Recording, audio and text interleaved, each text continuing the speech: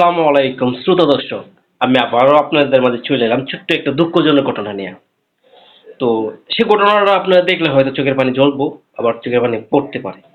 তো আফসোস করতে পারেন, কিন্তু বি কেয়ারফুল, সবসময় সাবধানে কাজ করতে হয়। নিজের পেটের জন্য, নিজের মুখের আহারের জন্য, বাচ্চাদের ছেলে মেয়েদের জন্য, স্ত্রী সন্তানের জন্য তারা কতটা কষ্ট। আহারে, অল্প একটু জন্য সে বেঁচে গেল। আল্লাহর কাছে শুকরিয়া আদায় করি।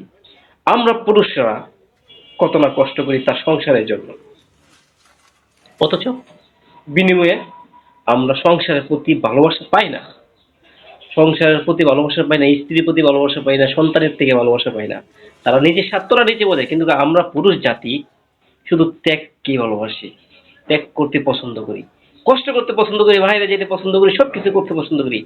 তো শ্রোতা বন্ধুরা, আশা করি আপনারা পুরুষ, আমরা যেহেতু কাজ কাম করি, সবাই সাবধানে করতে হবে। আর সবাই সাবধানে থাকতে হবে। Be careful.